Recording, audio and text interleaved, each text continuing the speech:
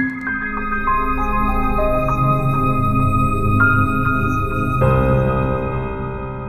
izin Bapak dan Ibu semuanya, sebelum saya memulai acara ini, izinkan perkenalkan saya diri terlebih dahulu. Nama saya Ade Kurniawan. Saya analis SDM aparatur ahli pertama di BKPSDM Kabupaten Cirebon. Adanya saya di sini berbicara di depan Bapak dan Ibu sekalian melalui virtual ini bukan karena berarti saya merasa lebih pintar, bukan berarti saya sok mengajarkan Bapak dan Ibu, terutama ibu-ibu guru, bapak-bapak guru di sini, tetapi karena saya diberikan tanggung jawab yang mengharuskan saya di sini untuk memberikan materi terkait pengisian daftar riwayat hidup bagi calon P3K yang dinyatakan lolos di formasi tahun 2023. Baik, jika sudah tampil, sebelumnya Bapak dan Ibu sekalian sudah dapat untuk melihat atau mengunduh buku petunjuk pengisian daftar riwayat hidup tahun 2023 ini, baik dari SSCISN Bapak dan Ibu masing-masing atau juga dapat diunduh pada website BKPSDM Kabupaten Cirebon. Namun salah satu kelemahan kita adalah uh, kemauan untuk membaca itu masih agak kurang sehingga butuh waktu untuk kita mensosialisasikan lagi.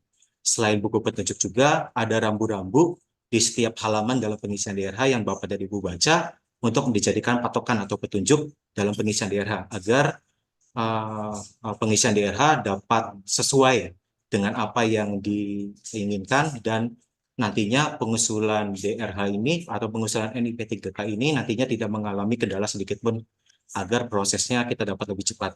Karena sebuah PR yang cukup besar juga bagi kami di sini di BKPSDM untuk mengusulkan sejumlah kurang lebih 4.000 peserta, dikurangi daripada teman-teman yang belum atau formasi-formasi yang belum terisi. Baik, langsung saja kita masuk ke dalam buku petunjuknya. Di sini pada halaman yang pertama akan kita bahas adalah tentang peserta lulus seleksi tetapi mengundurkan diri. Walaupun ini kemungkinannya agak kecil, tetapi sudah dibuktikan dengan data yang tadi dipaparkan oleh kepala bidang saya, dari jumlah yang tadi sudah dinyatakan lulus, 2 di antaranya sudah mengundurkan diri. Ini menjadi sebuah apa ya, anomali bagi kita juga, bahwa ketika teman-teman banyak yang masih berjuang, namun ada juga teman-teman yang sudah lulus, namun memilih untuk mengundurkan diri. Namun jika memang ingin mengundurkan diri, di SSCISN sudah memfasilitasi untuk bagaimana caranya, yaitu dengan cara pertama adalah masuk ke akun SSCISN masing-masing, menggunakan nomor induk kependudukan atau NIK dan juga dilengkapi dengan password. Setelah masuk, pada halaman pertama, mungkin Bapak dan Ibu sekalian juga sudah membukanya, di situ ada pilihan bahwa mengucapkan selamat kepada Bapak dan Ibu sekalian karena telah dinyatakan lulus dan menjadi pilihan di situ apakah ingin mengundurkan diri atau tidak.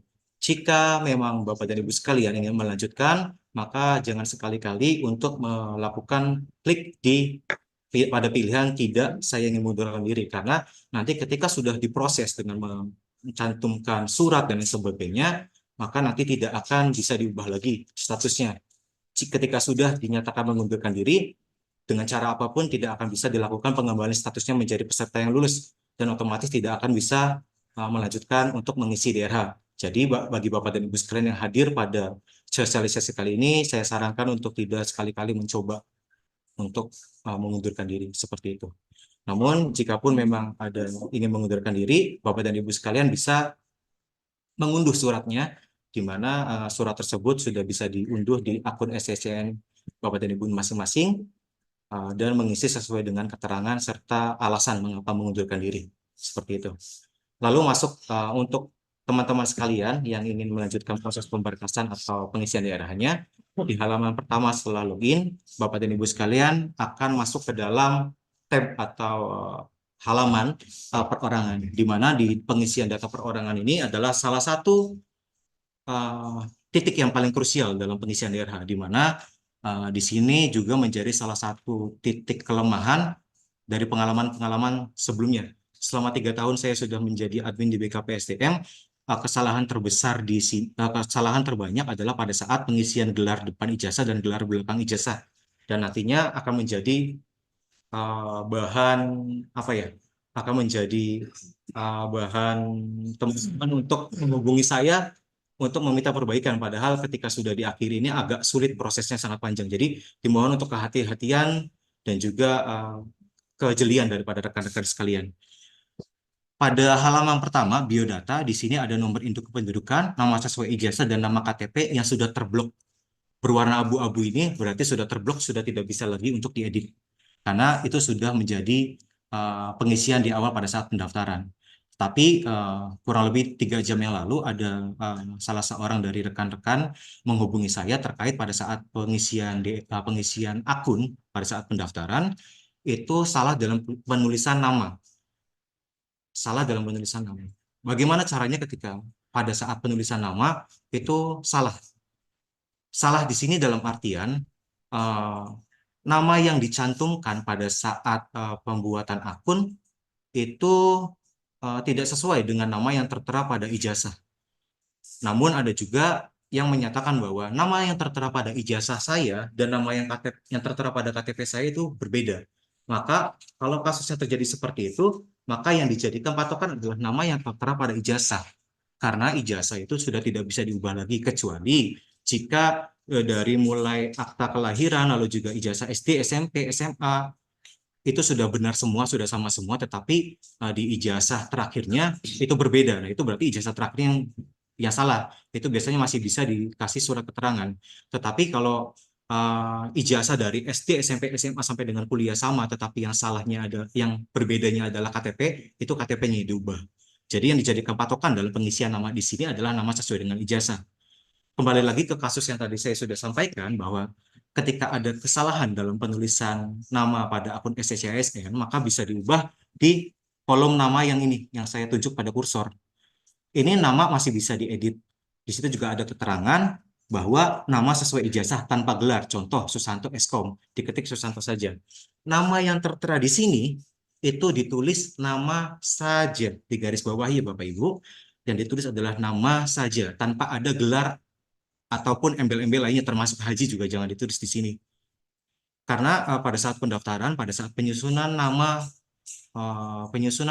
peserta seleksi P3K, di situ saya masih sangat banyak menemukan nama-nama yang masih mencantumkan gelar.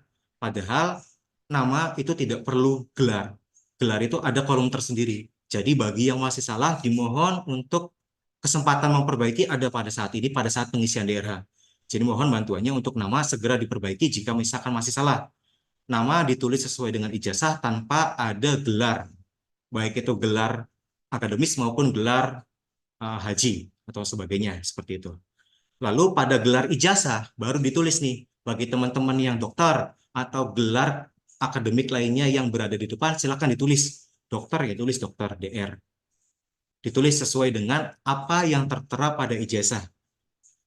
Oke, nama yang tertera pada ijazah. Dan pada apoteker, itu silakan dicek kembali apoteker ditulisnya di depan atau belakang. Itu dikembalikan kepada nomenklatur pada saat kelulusan. Silakan dicek apakah apoteker ditaruh di depan atau di belakang. Sedangkan bagi rekan-rekan yang tidak memiliki gelar depan, cukup diisikan tanda strip. Cukup strip saja, tidak perlu petik strip petik atau tanda bintang atau dikasih gelar apapun. Ketika tidak memiliki gelar, cukup tulis strip saja. Ini perlu ditekankan karena banyak juga kejadian tahun sebelumnya itu menuliskan gelar belakang di depan. Gelar belakang juga ditulis lagi sehingga itu membingungkan pada saat pengusulan NIP 3K dan akan menghasilkan SK yang juga sesuai dengan inputan. Oke. Lalu yang kedua ada gelar belakang ijazah. Yang memiliki gelar sarjana silakan ditulis di belakang, misalkan SE, SOS, Eskom, dan sebagainya. Penulisan gelar disesuaikan dengan nomenklatur yang tertera pada ijazah. Dan juga kapitalnya harap diperhatikan. Misalkan gelarnya adalah SOS, berarti tulis S besar, titik, S besar, O kecil, S kecil. Atau misalkan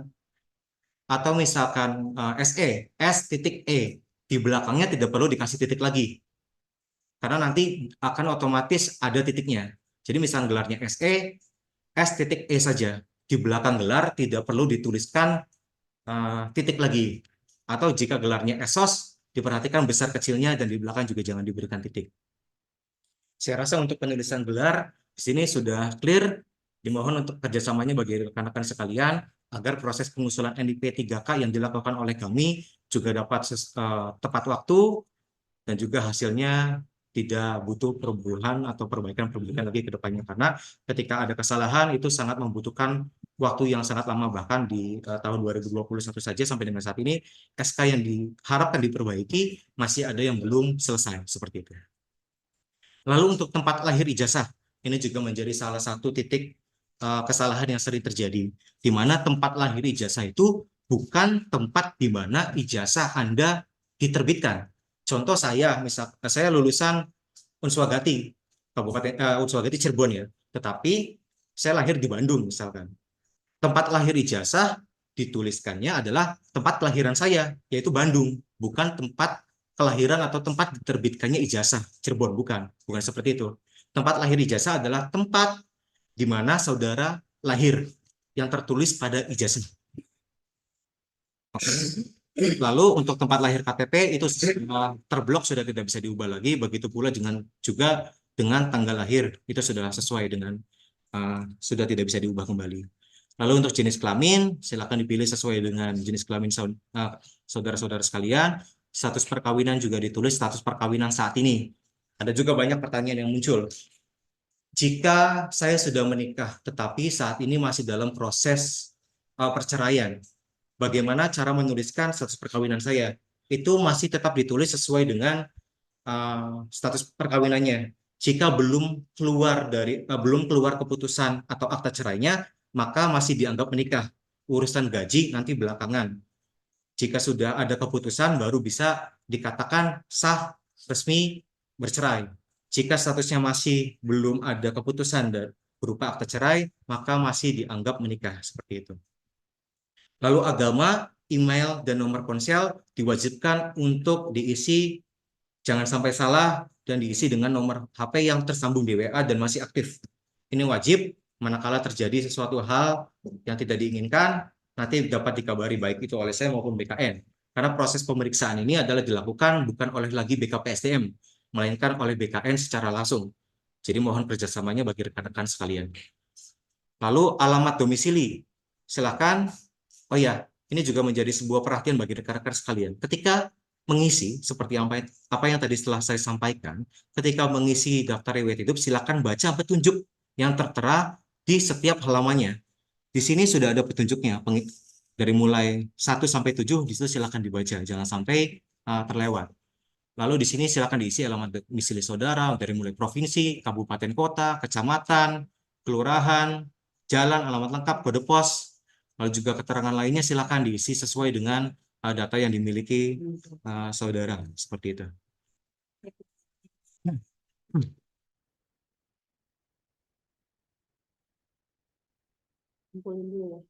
Lalu langkah selanjutnya adalah mengisi daftar riwayat pendidikan. Pada kolom ini, peserta dapat mengisikan riwayat pendidikan dan riwayat kursus yang dimiliki. Pendidikan yang digunakan saat melamar formasi jabatan telah otomatis muncul, tetapi dapat diubah untuk melengkapi kolom-kolom yang masih kosongnya. Dan juga pada kolom ini dipersilakan bagi saudara sekalian untuk mengubah apabila terjadi kesalahan pada saat pendaftaran akun. Jika masih ada kesalahan, silakan diklik tombol ubah, dan jika sudah selesai, silakan disimpan. Setelah ijazah terakhirnya disimpan, lalu saudara dipersilakan untuk menambah riwayat pendidikan dari mulai SD, SMP, SMA sampai dengan D3 kalau misalkan sempat melalui D3. Intinya diisikan riwayat pendidikan sebelum riwayat pendidikan yang digunakan untuk melamar. Dan juga perlu diketahui bagi peserta itu tidak dapat menambahkan pendidikan lain yang setingkat dengan pendidikan yang digunakan untuk melamar atau pendidikan yang setingkat lebih tinggi. Ini juga nyambung ya dengan nyambung juga dengan awal yang tadi telah saya sampaikan. Untuk gelar belakang pendidikan itu hanya diisi gelar pendidikan yang sudah dimiliki dan digunakan untuk melamar. Artinya ketika misalkan memiliki gelar S2 itu tidak perlu dituliskan di sini karena di sini sudah ada warning pada saat pengisian DRH, peserta tidak dapat menambahkan pendidikan lain yang setingkat lebih tinggi. Seperti itu. Jadi yang sudah S2 ini kebanyakan itu teman-teman dari guru yang sudah S2 itu jangan terlebih dahulu dimasukkan untuk baik itu gelar maupun riwayat pendidikan karena itu saat ini belum dibutuhkan. Mungkin nanti ke depannya jika sudah ada regulasi yang jelas terkait izin belajar dan pencantuman gelar bisa disusul di lain hari. Tetapi untuk sekarang konteksnya adalah pengusulan NIP 3K, sudah ada rambu-rambu, sudah ada regulasi yang dibuat oleh BKN, silakan diikuti sesuai dengan regulasi yang ada, seperti itu. Lalu untuk pendidikan di sini ditanyakan bagi rekan-rekan, banyak yang juga yang menanyakan di IG kami bahwa tingkat pendidikan SD, SMP, SMA di situ dimintakan jurusan. Cara pengisiannya seperti apa? Sebenarnya cara pengisiannya itu sudah ada juga di buku petunjuk kita. Contoh tingkat pendidikan yang mau dilengkapi adalah SLTP. Jurusan itu dapat diisi sesuai dengan nomenklatur jenis sekolah di ijazah. Contoh, tingkat pendidikan yang dipilih SLTP. Jurusannya bisa ditulis sekolah menengah pertama jika nomenklatur yang tertera pada ijazahnya adalah SMP. Begitu pula dengan SD. Tingkat pendidikan dipilih SD, nomenklatur jurusannya bisa ditulis sesuai nomenklatur, yaitu sekolah dasar. Saya rasa ini dapat diterima dan sudah clear. Jadi tidak perlu ditanyakan lagi karena sudah tertera juga di sini.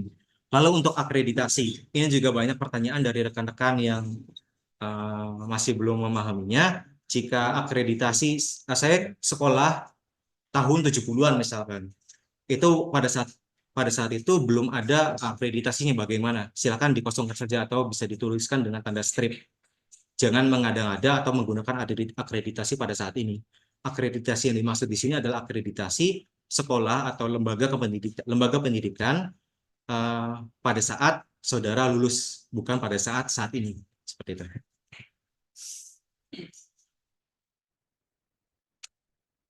Lalu untuk riwayat kursus, jika tidak memiliki riwayat kursus, itu silakan untuk dikosongkan saja, tidak perlu diisi. Jangan dipusingkan terkait hal-hal yang tidak penting. Fokus saja pada hal-hal yang diwajibkan untuk diisi dan juga menjadi acuan untuk pengisian daerah dan penetapan NIP ini.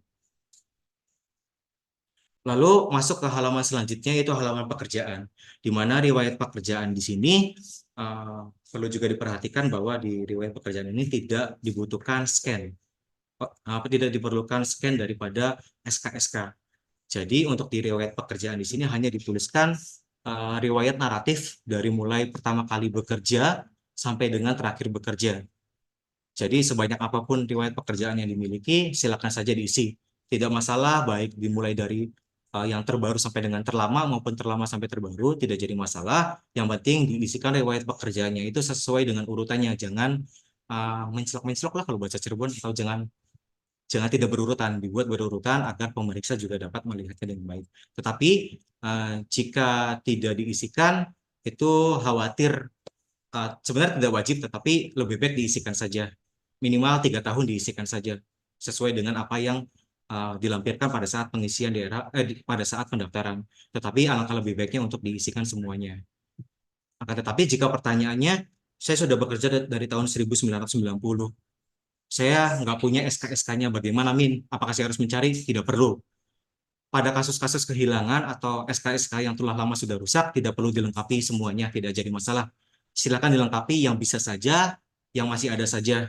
Bagi data-data yang sudah hilang, ditinggal saja tidak apa, karena itu tidak menjadi sebuah patokan untuk masa kerja atau apapun. Ini hanya untuk kelengkapan administrasi.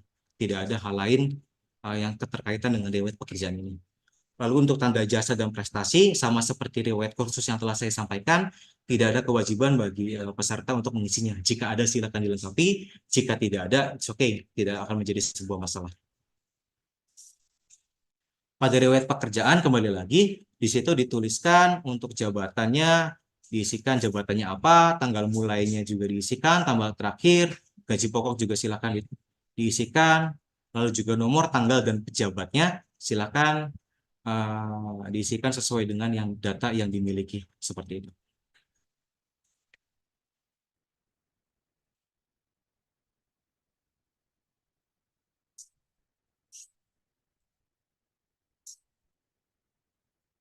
Lalu masuk ke riwayat keluarga. Di sini pada riwayat keluarga diminta data istri atau suami, lalu juga data anak, data orang tua kandung, lalu juga data saudara kandung, dan juga data bapak atau ibu mertua. Di sini pada saat ingin menambahkan data keluarga dimintakan nomor induk kependudukan, nomor KK, NIP, nama, tempat lahir, tanggal lahir, pekerjaan, perusahaan atau institusi, status perkawinan, akte menikah, tanggal menikah, dan status hidup. Saya rasa ini data-data yang biasalah yang bisa dapat diisikan dengan mudah dengan melihat kartu keluarga, Bapak dan Ibu sekalian. Namun yang jadi sering pertanyaan muncul daripada tambah keluarga ini adalah bagaimana cara mengisikan saudara atau keluarga yang sudah meninggal. Ini jangan dibuat pusing juga jika NIK-nya tidak diketahui atau Bapak Ibu kita tidak punya KTP gitu. Dikosongkan saja, baik itu bisa menggunakan nol atau strip, silakan dikosongkan saja sebisanya seperti apa. Nomor KK NIP juga dikosongkan saja, namanya diisi, dan jangan lupa yang paling penting adalah status hidupnya ditulis atau dipilih sudah meninggal atau apa di situ saya agak lupa, statusnya pokoknya sudah meninggal itu diisi. Jangan sampai statusnya masih hidup di situ. Jika sudah meninggal diisikan sesuai dengan keadaannya yaitu sudah meninggal. Lalu untuk nambah anak juga sama, tata caranya seperti itu. Mertua juga sama, kakak adik ibu kandung juga sama. Lalu untuk organisasi, jika masih anggota, saya rasa tidak perlu dicantumkan. Tetapi kalau misalkan memiliki jabatan pada organisasi, silakan untuk dicantumkan sesuai dengan SK yang dimiliki pada organisasi tersebut. Lalu untuk keterangan lain-lain, nah di sini juga salah satu poin yang penting karena sering rancu untuk pengisiannya, di mana di keterangan lain-lain ini diminta SKCK, lalu juga surat keterangan sehat baik itu jasmani, rohani, lalu juga bebas nafsa dan lain sebagainya. Di sini silakan dibaca terlebih dahulu tata cara pengisiannya. Pertama adalah bila Anda memiliki lebih daripada surat kesehatan, yaitu jasmani dan rohani, dengan nomor yang berbeda, maka masukkan semua nomor surat dan dipisah dengan tanda garis miring. Hanya garis miring, walaupun di situ tertulis petik, itu tidak perlu dituliskan petiknya, hanya garis miringnya saja dengan tanda garis miring. Yaitu hanya nomor surat, tidak perlu dijelaskan yang mana nomor surat keterangan jasmani atau nomor surat rohani. Ini kaitannya pada nomor surat keterangan sehat jasmani dan rohani yang saya tunjuk pada kursor ini. Karena rata-rata berdasarkan pengalaman saya sendiri maupun pengalaman beberapa tahun sebelumnya pada saat pengisian DRH, itu surat keterangan sehat jasmani dan rohani itu memiliki dua output surat yang berbeda. Maka otomatis nomor suratnya pun akan terpisah antara sehat jasmani dan rohani. Tata cara pengisiannya sesuai dengan petunjuk yang ada yang tadi saya telah bacakan, itu diisikan dengan tanda strip. Misalkan nomornya 12345 BKPSDM 2023 itu untuk sehat jasmani. Itu dipisahkan dengan tanda strip, lalu nomor surat keterangan sehat rohaninya dituliskan di sebelahnya. Dipisahkan hanya dengan tanda strip, tidak perlu dipisahkan dengan tanda atau dengan tulisan atau dengan tanda petik atau dengan tanda-tanda lainnya selain yang disyaratkan. Seperti itu. Ini menjadi titik kesalahan juga dari tahun-tahun sebelumnya. Lalu juga untuk penulisan nama dokternya itu dimasukkan semua nama dokternya dan dipisahkan dengan tanda garis miring juga. Itu pun hanya dituliskan namanya saja, tidak menggunakan gelar daripada dokternya. Seperti itu. Lalu yang ketiga, bila Anda memiliki lebih dari satu surat kesehatan, jasmani dan rohani dengan tanggal yang berbeda, misalkan surat keterangan sehat jasmani tanggal 20 dan rohani tanggal 21, maka silakan dimasukkan surat keterangan sehat jasmaninya saja. Walaupun itu berbeda, hanya dimasukkan tanggal surat kesehatan jasmani. Untuk rohaninya tidak perlu dimasukkan. Seperti itu. Dan pengisian data keterangan lainnya harap dilakukan dengan teliti dan hati-hati. Data yang diisikan adalah data yang digunakan untuk pemberkasan dan tidak dapat diubah setelah Anda mengirim daftar riwayat hidup. Seperti itu. Jika ini sudah selesai, silakan isikan kode CAPTCHA-nya, lalu diklik selanjutnya. Lalu untuk ketentuan unggahan dokumen, di sini telah saya umumkan juga di website dari BKPSDM, maupun di situ juga sudah ada ketentuan yang tertera pada SSC-ASN-nya. Silakan ikuti apa yang disyaratkan dan dimintakan pada SSC-ASN tersebut. Dan yang sering jadi pertanyaan pada kolom unggah dokumen ini adalah untuk surat pernyataan. Ini pun mungkin nanti ada yang wajib bertanya seperti ini. udah saya langsung jawab saja di depan, tidak perlu ditanyakan lagi. Untuk surat pernyataan 5 poin itu digunakan yang lama yang sudah kita buat atau menggunakan yang baru. Itu sering banyak pertanyaan seperti itu. Untuk surat pernyataan, jika memang sudah sesuai dengan apa yang disyaratkan oleh BKPSDM, atau kalian juga bisa cek di klik di sini, klik di sini, itu ada contoh dari BKN. Jika sudah sesuai dalam hal ini adalah poin-poinnya sudah termaktub semua dalam surat pernyataan yang saudara buat, itu silakan gunakan yang lama saja. Tetapi apabila, karena ini juga banyak ditemukan juga surat pernyataannya itu tidak sesuai dengan apa yang disyaratkan, namun karena kebijakan dan lain satu hal masih bisa ditolerir karena sudah termaktub apa yang dimaksudkan, diluluskan, itu silakan diubah sesuai dengan apa yang dimintakan oleh BKPSDM maupun dari BKN itu sendiri. Tapi kalau misalkan secara keseluruhan sudah sama, silakan gunakan yang lama saja. Lalu untuk yang kedua diminta SKCK. Ini juga banyak pertanyaan. Min, saya sudah buat SKCK, tetapi untuk keterangan keperluannya saya tidak sesuai dengan apa yang diminta oleh BKPSDM, yaitu persyaratan pemberkasan CSN. Itu tidak jadi masalah, asalkan keperluannya itu masih mirip atau sejenis dengan apa yang dimintakan oleh kami, itu persyaratan pemberkasan CSN. Mau itu ditulis P3K, mau itu ditulis CPNS, silakan. Itu tidak jadi masalah, karena tidak serta-merta juga ketika saudara buat persyaratan pemberkasan CPNS, saudara menjadi CPNS tidak juga, karena akan tetap dianggap menjadi P3K. Maka dari itu ini tidak menjadi sebuah hal yang krusial, yang penting masih mirip seperti itu.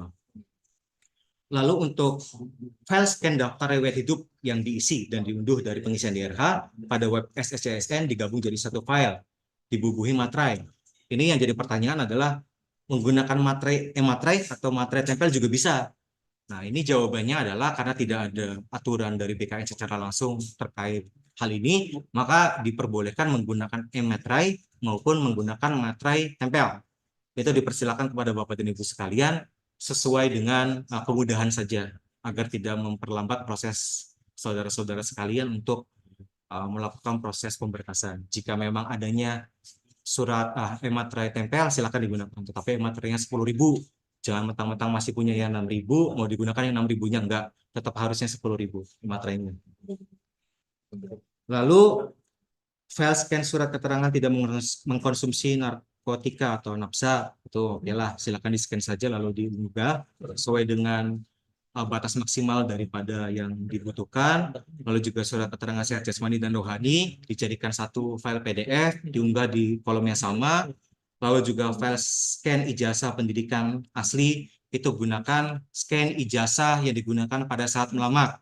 Sekali lagi, scan ijazah yang digunakan pada saat melamar.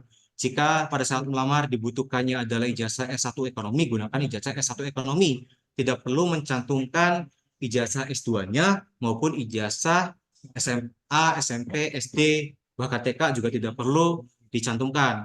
Bahkan sempat juga beredar isu yang entah dari mana asalnya, kita tidak pernah meminta legalisiran, tetapi banyak yang bertanya kepada kami di sini, Min, saya legalisirnya jauh gimana? Kita juga tidak pernah meminta legalisiran, entah itu dari mana dihembuskan isu tersebut. Jadi jangan dipusingkan terkait legalisiran, karena pada hakikatnya ketika yang diminta adalah file scan, maka yang diminta adalah scan asli dokumen, bukan scan legalisiran. Oke, clear? Yang diminta adalah scan asli dokumen tersebut, bukan legalisiran. Jadi tidak lagi dibutuhkan legalisiran di sini. Seperti itu. Termasuk ijazah terakhir juga, ijazah S1 tidak perlu dilegalisir. Seperti itu. Lalu jika sudah selesai mengunggah semuanya dan sudah yakin sudah tidak ada lagi keraguan di dalam hati saudara-saudara sekalian atau bapak-bapak ibu sekalian, silakan untuk bisa langsung mengakhiri proses pengisian DRH. Saran dari kami, karena sudah berpengalaman dari tahun-tahun sebelumnya, jangan menunggu hari-hari terakhir. Karena ketika menunggu hari-hari terakhir, pasti akan banyak yang gagal masuk ke dalam akun masing-masing. Karena se-Indonesia kebanyakan menunggu di hari-hari akhir. Intinya jangan terburu-buru, tetapi juga jangan menyepelekan. Gunakan waktu sebaik mungkin. Jika sudah selesai dan yakin, silakan lakukan cross-check dengan teman-teman sebelahnya atau teman-teman baiknya, bestie-bestinya. Karena lebih mudah untuk mencari kesalahan orang lain daripada kesalahan diri sendiri. Seperti itu. Jadi lebih baik melakukan cross check dengan teman-teman untuk mengetahui apakah isian dari saya itu sudah benar atau tidak. Seperti itu. Jika sudah mengakhiri, maka teman-teman akan diarahkan untuk mendownload DRH perorangan dan juga DRH secara keseluruhan. Jika sudah di-download, ini juga perlu diperhatikan karena banyak yang masih belum pahami terkait prosesnya. Jika sudah di-download DRH-nya, untuk DRH yang keterangan perorangan, di situ akan muncul seperti ini dokumennya. Akan muncul seperti ini. Nah, di sini nama yang tertulis di atas adalah nama sesuai dengan inputan pada akun SSCISN. Dan yang bertanda bintang, ini perlu diperhatikan. Karena kemarin tuh ada sekitar 10-20% tidak melakukan hal ini. Yang bertanda bintang ini ditulis tangan menggunakan ballpoint warna hitam, menggunakan huruf kapital, ditulis tangan. Ada keterangannya di sini. Ditulis dengan huruf kapital atau balok dan tinta hitam. Silakan ditulis, jika sudah di print, dituliskan namanya siapa. Namanya misalkan Ade Kurniawan. Silakan ditulis di sini Ade Kurniawan tanpa gelar. Karena yang muncul di sini jika saya tidak salah ingat tanpa gelar. Pokoknya ditulis sesuai dengan apa yang tertera di atasnya, ditulis. Misalkan namanya Ade Kurniawan, Ade Kurniawan. Lalu kabupaten kota tempat lahir, di sini tulis Jakarta Kota. Kita juga tulis Jakarta Kota menggunakan huruf kapital dan tinta berwarna hitam. Tanggal lahir juga sama dituliskan. Jika merasa saya sudah input benar, tetapi yang muncul di DRH perorangan ini masih salah, silakan ditulis tangan sesuai dengan nama yang benarnya, sesuai dengan ijazah terakhirnya. Jika memang masih ada kesalahan, silakan ditulis di situ. Nanti menjadi sebuah patokan bagi verifikator dari BKN untuk mempertimbangkan ini sebenarnya yang mana, nanti akan dihubungi kembali. Seperti itu. Yang bertanda bintang silakan ditulis, tetapi yang tidak bertanda bintang kosongkan saja. Ini jika sudah ditulis tangan, lanjut ke DRH selanjutnya, yaitu pendidikan. Pendidikan di sini silakan dilakukan cross check kembali, sudah sesuai atau belum. Semuanya di cross check. Jika sudah, di halaman terakhir di sini dimintakan titik mangsa, tempat di mana dokumen tersebut ditandatangani. Ini akan menjadi pertanyaan juga. Titik mangsanya ditulis apa, Min? Cirebon kah, Sumber kah, atau apa? Silakan titik mangsa ditulis tempat domisili saudara-saudara sekalian. Jika domisili saudara sekarang masih ada di Kuningan, silakan tuliskan Kuningan. Jika di Majalengka, silakan ditulis Majalengka. Begitu pula dengan tempat-tempat lainnya di Indonesia. Karena tidak menutup kemungkinan peserta yang lulus P3K dari Kabupaten Cirebon ini juga banyak yang berasal dari luar kota, seperti itu. Silakan ditulis sesuai dengan domisili saudara-saudara sekalian, dan juga diberi materai. Ini juga ketentuannya sama, bisa menggunakan materai maupun materai tempel 10.000. Itu bebas, diserahkan kepada rekan-rekan sekalian. Ditulis ditandatangani, ditempel materai, dan namanya sudah tertera di bawahnya. Jika sudah, DRH perorangan dan DRH yang tadi sudah dicek itu, DRH yang data-data pendidikan, pekerjaan dan sebagainya, dijadikan satu, lalu di-scan menjadi satu file PDF yang sama. Jangan dipisah antara perorangan sama ini, sama DRH yang lengkapnya, dijadikan satu PDF yang sama, dan berukuran maksimal 1 MB atau 1000 kilobyte. Seperti itu. Harus PDF dan juga harus terlihat jelas. Jika masih buram, silakan dilakukan scan ulang. Berkorban sedikit untuk melakukan scan di komputer, di scanner yang benar. Kalau bisa jangan menggunakan cam scanner. Kalau bisa, tetapi kalau misalkan cam scanner juga sudah dirasa cukup, silakan. Tapi saran kami menggunakan scanner yang benar. Dan scan yang bisa melihatkan secara utuh, bukan scan yang terpotong. Karena ada juga scan yang hanya bisa untuk menggunakan scan A4. Seperti itu. Sedangkan yang digunakan adalah F4. Dan ini juga perlu menjadikan perhatian bagi rekan-rekan semuanya, bahwa kami tidak menentukan menggunakan kertas apa. Yang penting kertasnya kertas putih polos. Tetapi saran kami untuk kesamaan menggunakan kertas putih. Tetapi jika adanya A4 juga itu tidak jadi masalah. Dan juga ukurannya diperhatikan jangan melebihi daripada 1000 kilobyte atau 1 MB. Karena jika melebihi tersebut, pasti nanti akan terjadi kegagalan dalam proses unduhnya. Sudah selesai Bapak dan Ibu sekalian terkait pemaparan buku petunjuk daerahnya.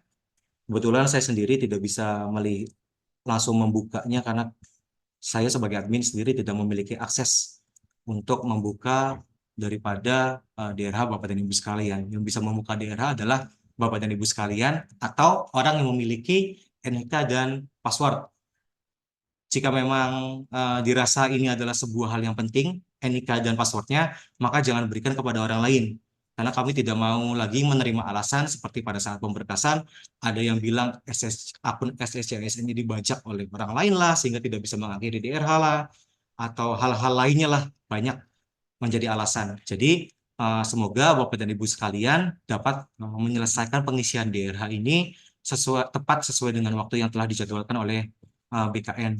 Jangan sampai terlewat. Dan juga lagi-lagi saya garis bawahi di sini, jika sudah selesai silakan diakhiri. Jangan menunggu tanggal akhir daripada yang telah ditentukan. Karena sebagian besar daripada kita adalah orang-orang yang menunggu hari akhir. Hari akhir. Hari pengisian DRH di akhir. Hari akhir kiamat ya. Hari hari pengisian DRH di hari akhir. Karena nanti akan menyebabkan masalah dalam pengisian DRH-nya. Jadi silakan jika sudah selesai, sudah dilakukan cross check, akhiri saja. Jangan ada keraguan-keraguan. Ya. Cukup sekian pemaparan dari saya. Untuk selanjutnya saya serahkan kepada moderator.